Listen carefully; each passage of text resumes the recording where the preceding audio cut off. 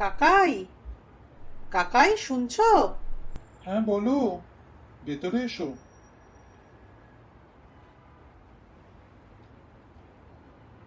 তুমি কখনো ভূত দেখেছো?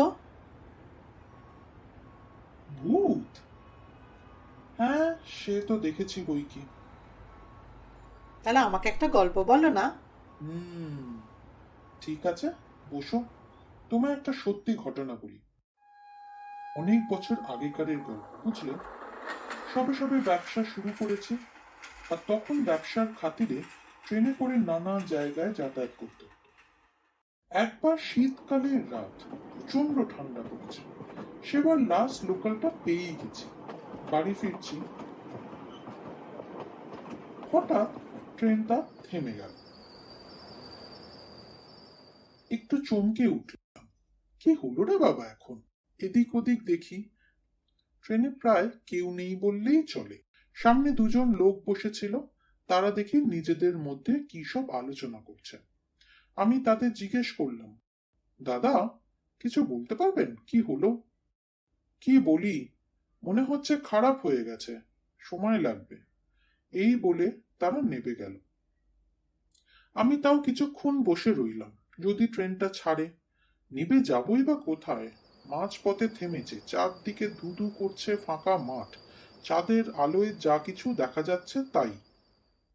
কিছুক্ষণ বসে থেকে বুঝলাম ট্রেনটা বোধহয় সত্যিই ছাড়বে না। কি আর করব, নেবে গেলাম।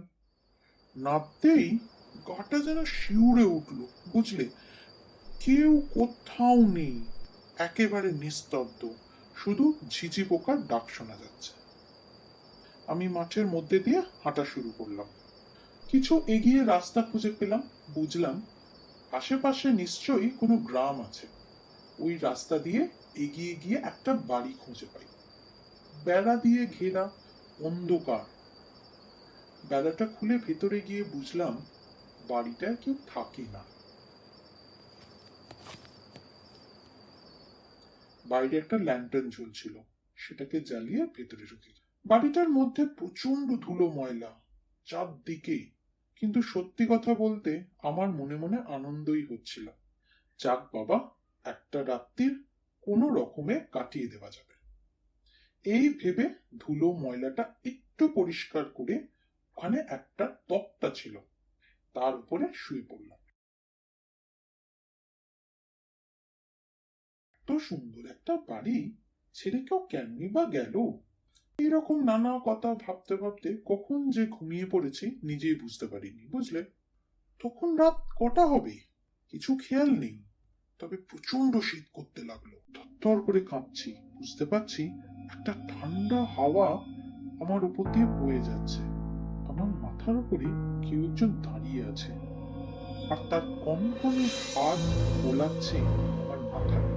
সাহস করে চোখটা খুলে দেখি ল্যান্টার্নটা নিভে গেছে, চারদিকটা অন্ধকার হয়ে গেছে। দেখি সাদা জামা পরা, চোখ দুটো লাল, মুখে হাসি নিয়ে একভাবে আমার দিকে তাকিয়ে আছে। ওরে বাবারে বলে আমি চিৎকার করে উঠি। পা দুটো আমার যেন জমে গেছে, হৃৎপিণ্ডটা প্রায় হাতেই বেরিয়ে আসে।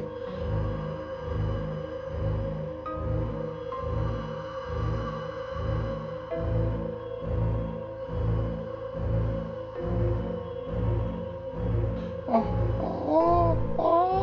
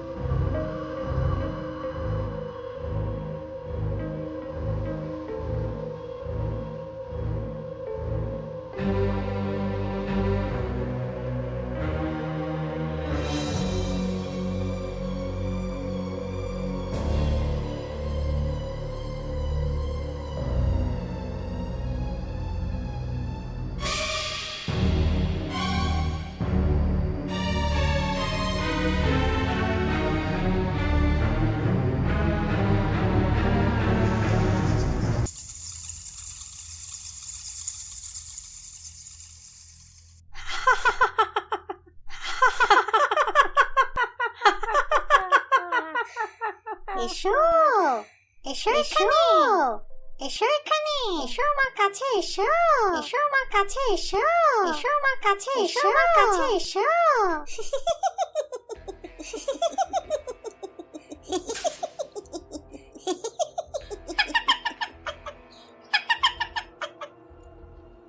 Game over.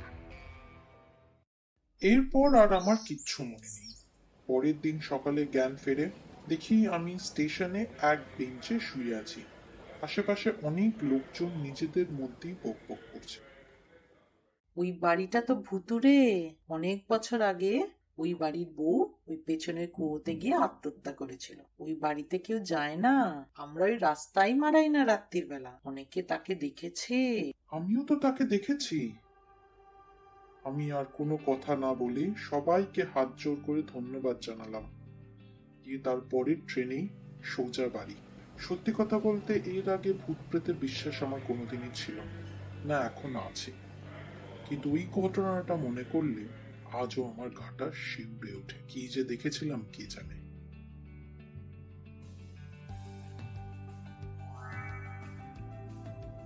Like subscribe. আর শেয়ার করতে ভুলবেন না যেন। আমরা খুব শীঘ্রই ফিরে আসবো আবার নতুন গল্প নিয়ে। তাহলে এখনের মতন আসি।